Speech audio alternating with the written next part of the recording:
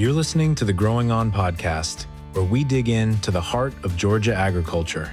Each episode, we explore the people, stories, and issues shaping the fields, farms, and food that keep our state growing strong. From the latest in ag policy and innovation to timeless farming traditions, we're here to keep you informed and inspired. Here's your host, John Holcomb. All right, I'm happy to be in Madison, Georgia. Here in Morgan County, I'm smiling, and I'm looking at Rachel across from me because we just had the conversation of making sure that I do say Madison in Morgan County because there is a Madison County in Georgia. But I'm here at the Morgan County Farm Bureau office across from Rachel Kinsaul. Rachel is the couple different titles here, 2026 Georgia Teacher of the Year. She's also the 2024 Milken Educator Award winner. Hello, Rachel. How are you? I am great. Thanks for having me. Awesome. Yeah. Thanks for letting me join you today. I'm actually in the area, going to be speaking at the Morgan County meeting tonight. Looking forward to that. But I'm here to talk to Rachel about ag education and just her overall and her experience. But before we get into all that discussion, I want to start by letting Rachel tell me about yourself. Tell me about who you are, where you come from, different things like that people would be interested in knowing about you. Yeah, well, I am originally from Greene County. I grew up, my grandfather was one of the founding members of Greene County Farm Bureau. And I laugh because Farm Bureau is the reason that I am an ag teacher. As a senior in high school, I applied for a Farm Bureau scholarship. Just because, and I put down that I wanted to be an animal science major because I knew that I had to have an ag major in order to get the Farm Bureau scholarship. And so I went to college, I fell in love with animal science, and went to work at a kids ranch camp in Du Bois, Wyoming. It was while I was at that camp that I realized I really enjoyed working with students. And so when I came back, I was talking to my advisor. He suggested that I look at ag education. Since I love students and I loved ag, it was a good way to combine the two. And I went to a small private school, so I'd never heard of ag education or FFA. So that was a new thing for me. And so I never looked back. Finished my animal science major, got a master's in ag leadership. Spent my first 3 years teaching at Pike County Middle School, which was a wonderful place for me to start. I really, truly feel like everywhere I've been has been where I needed to be in that moment. So I taught 3 years in Pike County, 2 years at Loganville High School, and now I am at Morgan County. I am going into my 10th year in education. And I, as an animal science major, that's the one thing I've never taught. So I consider myself the crazy plant lady now. I've kind of shifted over to more of a horticulture focus. I love horticulture. I love forestry. I love floral design. I really feel like I've kind of found my groove and found my niche. So I'm enjoying my career in Morgan County. I don't think I think this is where I will retire. So. Awesome. So I was back. I will definitely confirm the fact that you are a horticulture enthusiast. I think it was April or it may have been May. It was right to the end of last year, school year, whenever I was here visiting with you, and definitely the kid. Your greenhouse was. Yeah, I just finished a plant sale though, so you kind of but just you could tell that you definitely have a passion for that now for sure. And I think I saw some of the arrangements that you guys had made as well. So yes. Awesome. But anyways, let's go into I want to touch on obviously your recent being named Georgia Teacher of the Year, and let's touch on that first. Georgia Teacher of the Year, how did that come about? And I guess what's your reaction, I guess, to it? Yeah, so it started off, you win your school Teacher of the Year, and every school does that a little bit differently. At our school, you're nominated by other teachers, and then the teachers vote on Teacher of the Year. And then each school's Teacher of the Year for our district interviewed with a community panel. And that community panel picked our district Teacher of the Year. Then I did a very long application and for the state Teacher of the Year. and was awarded. I guess I found out in April that I was a top 10 finalist for that. And so March, I guess. And then I interviewed for that position and then found out in May that I was awarded the State Teacher of the Year. And the past Teacher of the Year, Holly Witcher, she made a comment to us, as we were getting ready for the interviews, that really kind of put me at ease, because, like Teacher of the Year, like how do you know that I'm the best teacher in the state? And she made the comment, like, it's not the best classroom teacher in the state. There's no way for anyone to justify or to kind of judge that. What Georgia Teacher of the Year is saying is you are the best advocate for education in this moment. And so once she said that to me, I felt a lot more worthy, I guess, of the title, because I do feel like I can be a strong advocate for education. I'm the first CTAE teacher to be Teacher of the Year, State Teacher of the Year, and the first Ag teacher to be State Teacher of the Year. So I'm really excited to get to advocate for those two things specifically. I did not necessarily want to do this because I have to step out of my classroom for a year. And going into the interviews, like, I had very serious conversations with the admin about, like, how I could politely go in and tell them to kick rocks. I wasn't doing it. But here I am. It just kind of hit me that, it's not about me. This is bigger than me at this point. This is giving a voice to a lot of different groups, to Ag, to CTAE teachers. And so while it has been very difficult to step away from my classroom for the year, I see the bigger purpose. And, kind of like I said, when we're talking about all the different schools that I've been in and feeling like everywhere I've been is where I needed to be at that moment, I have that same feeling and that same piece about this. Like, this is where I'm supposed to be in this moment. And so I'm really trying to kind of take advantage of all the opportunities that I'm given this year. So that's really awesome. So whenever first off, I find it interesting that you were the first CTAE or Ag teacher to win that award, especially just, as you know, Ag being such a huge industry in our state. But what is it? I'm trying to think of how to word this question, so forgive me if I don't word it exactly like in the nicest of way. But what is it about Ag education that you find to be passionate? Obviously, and wants you and calls you to be an advocate, like you said earlier. That the teacher ends up being a big advocate for education, but obviously yours is not just education. Yours is very specific Ag education, which is obviously important.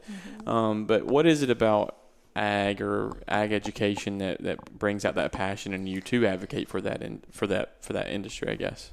I think the most rewarding part of my job has been helping students find their passions and, like, see where they fit.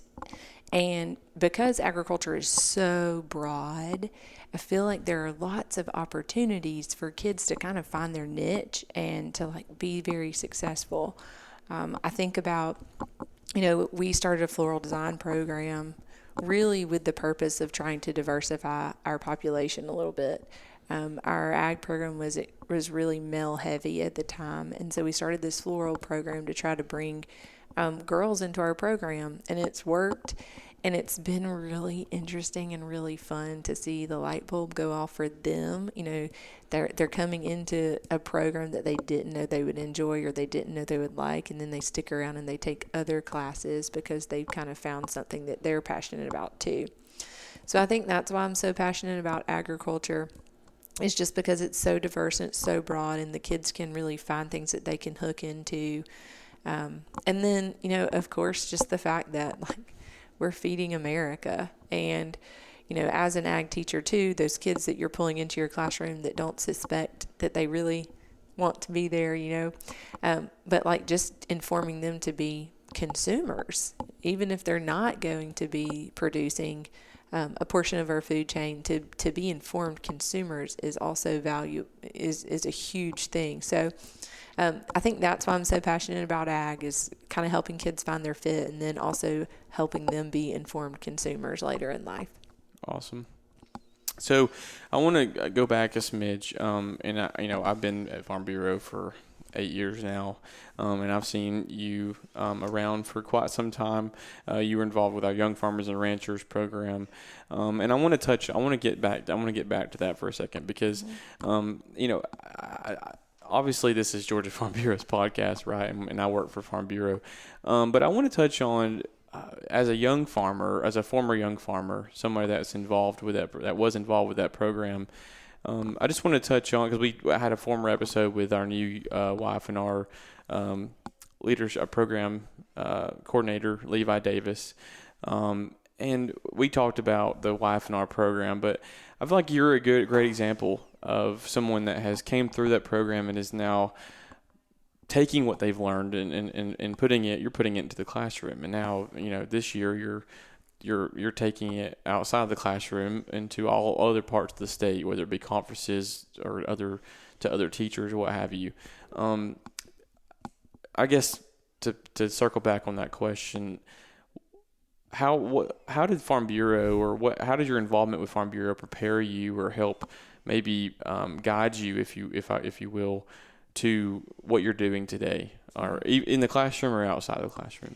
Yeah, I left because I feel like I have been preparing for this role my entire career, and I didn't know it.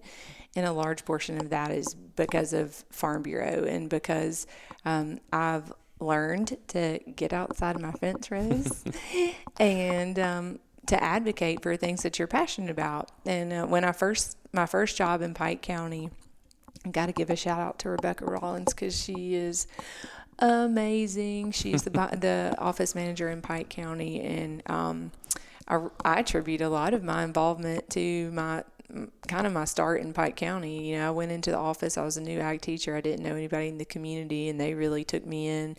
Matt and Melissa Bottoms were there, so I was able to get involved with the ag community in that way. Rebecca really did a great job of hosting lots of different events that she would pull my FFA kids into. They are the ones who pushed me to go on the Young Farmer and Rancher trip to Washington, D.C. I started competing in discussion meet while I was in Pike County, but it was really the push from Rebecca and Matt and Melissa that really helped me get involved with young farmers at the beginning as a young teacher. And I really saw the benefit to the community connections that were formed in Pike County through my involvement with Farm Bureau. I saw the benefit of all of the different programs that the county office was putting on. And so Pike County was, like I said, a great place for me to start out in the teaching world, but also in the Farm Bureau world, because they really gave me a lot of opportunities to see what that was all about. I moved to Loganville and was involved in Walton County Farm Bureau and kind of helped get a young farmer group started there. At that point, they didn't really have a young farmer group. So I came in excited with lots of ideas. And then when I moved to Morgan County, this board has taken me in too and just been very supportive.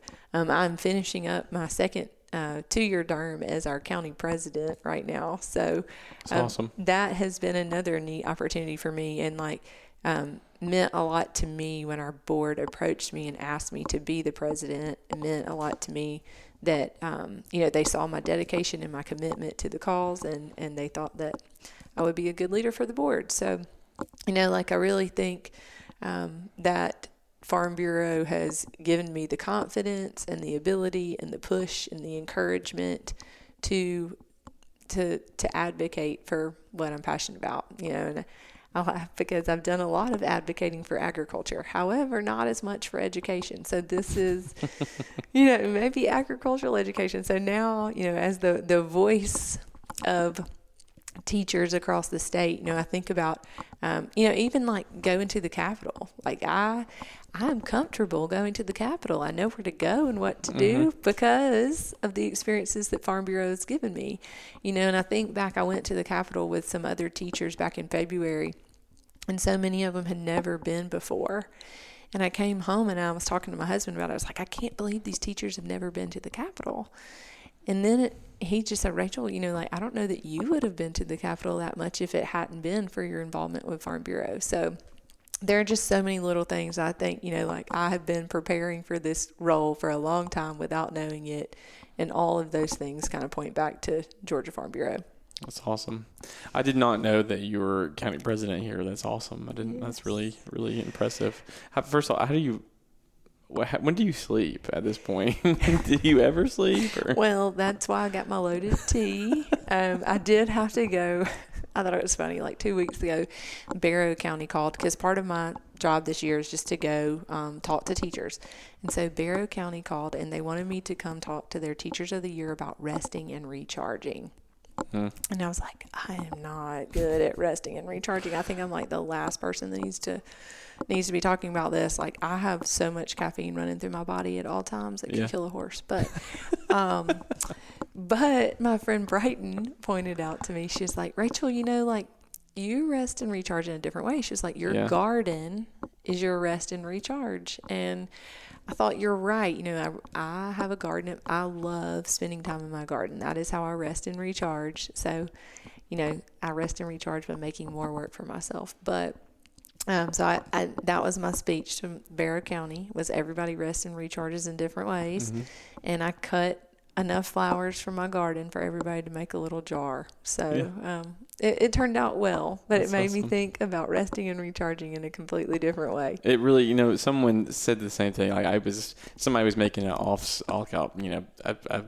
a joke, about I was doing something, and I think I was like mowing the yard, and somebody made the comment of like, John, it's a Sunday, it's supposed to be resting. I'm like, sometimes that is rest, like, and I didn't think in that moment, I'm like, this actually is this is resting to me. Yes. Like it's something that I get to disconnect. I get to do something that I don't really necessarily enjoy it, but it's fun to be outside. It's fun to get something done that makes me feel at ease. And to your point, that makes sense. So I like that a lot. But so in terms of ag education, because I do find it interesting that though agriculture is the state's number one industry, educators may not necessarily exist in certain communities or certain school districts. Throughout your travels or your speeches, have you found that to be true? I'm just curious. Yeah. So, we actually have there's a statewide database, a directory for ag teachers. So I always try, like, I think I know a lot of ag teachers, but I'm realizing I know the ones that are in my area. There's so many. So I always go and try to look up who their ag teachers are. Mm-hmm. And most of the high schools that I've been to so far have ag teachers. I haven't done a lot in the metro area yet. And so I think if I start doing more things in the metro area, I might see a shift in that. Mm-hmm. But where I do see things lacking more so is in middle schools. And Georgia is way above the curve when it comes to middle school ag programs compared to the rest of the state. Mm-hmm. So many other states in the U.S. don't even see middle school ag as a thing. So that Georgia's ahead of the curve, but I still think there are a lot of middle schools that are missing ag programs. I will say one thing I've realized is the number of like different CTAE courses. I've noticed that we in Morgan County have so many options for our students. It really is unbelievable. And I'm noticing as you go into other areas, there are not as many options for them. And, even ag, we have 2 ag teachers, which leads for a diversity of classes. Mm-hmm. Even if there are ag teachers, if there's only one teacher, they can only teach so many different classes. So it might be a more horticulture-based program, or it might be a more animal science-based program. But having 2 different teachers, we're able to offer animal science, forestry, and ag mechanics. So, going back to like helping kids find their passion, when you're giving them that many different options, it's easy to find somewhere where they fit. So, I think so far where I've been, a lot of people have ag teachers. I would love to see schools expand so there were more than one in different areas, and then to see all systems expand down to the middle school age too. That would be awesome. So just out of curiosity, and I don't expect you to know the full numbers or anything, or the full details rather, but what is it about that? Like, do you find a correlation? Because I know Morgan County has a pretty big ag community, I think, right? And then, but is it have to do with a certain area that's more ag centric, or is it simply just maybe like, does it come down to like maybe funding of some sort? I think it comes down to funding in a lot of areas. We have one high school, one middle school, one elementary, one primary. Okay. And like I went to Statesboro, Bullitt County. Bullitt County is a ag heavy. Oh yeah, for sure. County. And they do have ag programs in all of their high schools, but the middle school I went to did not have an ag program. I think one of their middle schools did have an ag program, but the one that I went to did not. So I think when you get into counties where there are multiple middle schools, that's where it gets to be harder. I know, you're from Whitfield County. I have a friend in Whitfield County who was actually a top 10 finalist with me. And she is at one of the elementary schools and really wants to start an elementary ag program. Well, they are very worried. They don't want to offer something at one school that they can't offer at all 7 elementary schools. And so that's kind of been her holdup now, is they're very supportive of her, but okay, if we're going to start it here, we've got to start it at the other elementary schools too. So I think that is a part of the holdup with the middle schools too. And places like Newton County, who have multiple middle schools, they kind of took a different approach and started one middle school program a year until all of their middle schools had an ag program. So I guess it just kind of depends on the way administration looks at it.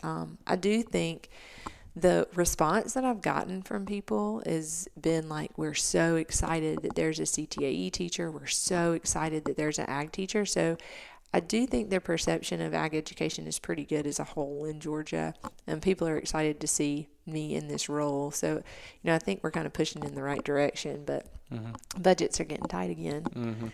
So yeah, for sure. And me and you had the conversation, and we, unfortunately, that's when budgets get tight. It's whenever things start to kind of, those extra programs usually are maybe some of the first ones to go, unfortunately. But in terms of your role now with being named Teacher of the Year, and like you said, you're going around the state advocating for education.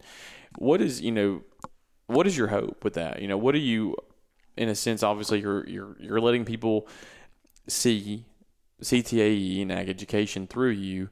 But what would you say is your goal there? What do you hope to achieve with that? So my message this year is really to be rooted in service. I feel like everything that I focus on with our program is to serve someone else or to serve the community, or for kids to be able to see that what they're doing is useful and impactful because it can be used in a way that serves someone else. We do different community programs with our flower subscriptions and our plant sales, and we're really getting out and engaging the community. And so I'm challenging teachers, to go back to that budget cut portion, challenging teachers to think about, like, if we were to close your program or close your school, like, who in the community would fight for you? And think about that in the sense of, like, gaining relevance for your program or relevance for your school. Does the community see value in what you're teaching and what you're doing? Because enrollment in public schools is dropping right now, and it's because of the perception of the public school system. And so it's so important for teachers to not just close the door and teach. They have to get out into the community and show that relevance and serve. And one thing I'm really excited about this spring is we are going to launch a Georgia Public Education Day of Service to connect classrooms and communities. And we're working to find a date in the spring that will work with, around testing schedules. But we're going to challenge each school district to get out and do something to serve their communities. And I'm putting together a field guide, and all the Farm Bureau people listening. Farm Bureau is going to be at the top of the list of people to call your local Farm Bureau office, and they can help you set up some type of service opportunity. So I really, really, really think it's important that teachers and schools and programs are getting out into their communities and focusing on that community relevance portion. So that is my goal. That is my hope for the years, to kind of stay rooted in service, encourage people to stay rooted in service, and really think about how they fit into their communities. Awesome. A couple more questions for you, just because I think, obviously a lot of people that are listening to this probably very much know what CTAE means, but we've been mentioning that term a lot. But I want you to kind of, for anybody out there that's listening that may not fully understand what that is, just give me an overview of that for me. Yes, I should have thought about that, because no, you're good. In education, we live in a world of acronyms. It is career tech and agricultural education. And it's kind of interesting because Georgia is the only state that throws the A into that. Everyone else just says CTE, career tech education, but we say career tech and agricultural education. And think of it as like vocational training in high school. But, so I hate to say the word vocational because I think that has a bad stigma. It's job training, career training, because it's not, we're giving kids skills where they could just go straight into the workforce, but it's also like college prep type things too. Like we have an engineering class and a healthcare class and a biotechnology class and computer science class. Those are fields where the kids are going to need advanced training to enter fields, and in some forms of ag. So I love it because I think it gives the kids an opportunity to see what they want to do, or maybe what they don't want to do. But while they're still in high school, and they can kind of narrow down some options and figure out what path or what field they'd like to go into. Awesome. Because a lot of times they do go hand in hand. Where does like FFA come in? Yes. I'm assuming that leadership development is also a big part of that in my mind. Is that right? Yes. Or okay. Yes, it is. So agricultural education has a 3-ring model, and we think all 3 things are equally important. You can tell I've said that a lot. There is what we do in the classroom, and then FFA and SAEs. That's right. And I feel like FFA is the way we compete with what we've learned in the classrooms and with our SAEs. And SAEs are supervised agricultural experiences. Those are projects that the kids do outside of class in some ag-related area. But FFA has lots of different leadership development events, conferences, also a lot of career development events. So like they can compete in forestry and in ag mechanics and floral design and tractor driving, but also prepared public speaking and ag issues forum. So there are a lot of speaking and leadership type events in that, and also some technical competitions that go along with it. Okay, awesome. I find number one. Let me ask this question too. SAEs are a requirement in any agricultural program. I remember I had to do one whenever I took an ag class when I was in high school. I grew up on a farm, and it's actually really funny that I just never.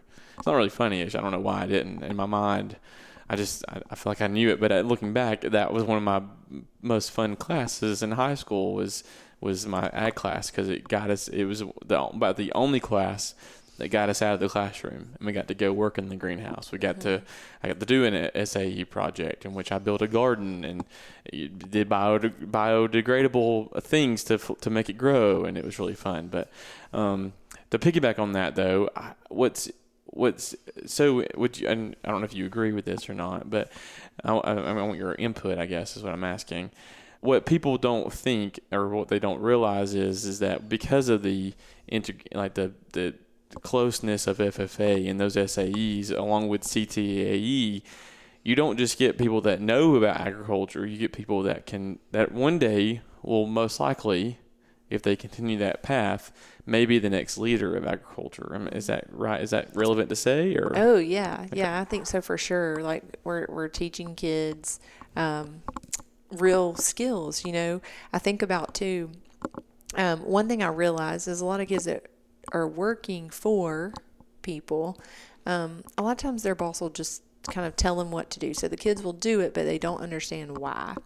And so I have really started trying to make sure that employers know, please tell these kids why. Like, this is more, I need you to take this on as more of an intern type role.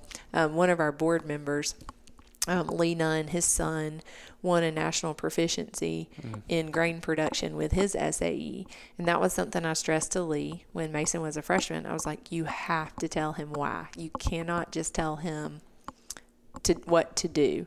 And Lee did a great job with that. It was so fascinating to listen to Mason be able to explain every aspect of what they were doing on the farm, why they were doing it, where their crops were going, when they were planting, and what they were planting, and all the things. So that's something that I've really, I think the SAEs are a great opportunity to learn and to experiment, to learn from mentors or try something new on your own. I think a lot of learning comes from failing.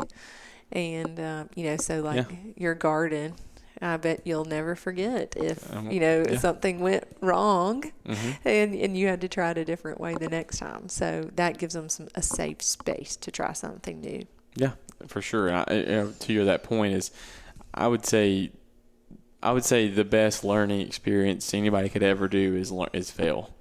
That's the epitome of learning in my mind. But anyways, well, Rachel, I think we are almost out of time here. But I have enjoyed our conversation about ag education and your role now as an advocate for ag education and being the 2026 Georgia Teacher of the Year. So, thank you so much for the time. Do you have anything else you want to say or add that I didn't ask or cover that you think is important? No, I don't think so. Awesome. Well, good deal. Thanks again, and thanks everyone for listening, and we'll see you next time. Thanks for listening to the Growing On podcast. Be sure to tune in next month for our next episode. Until then, be sure to rate, review, and subscribe to the podcast if you haven't done so already.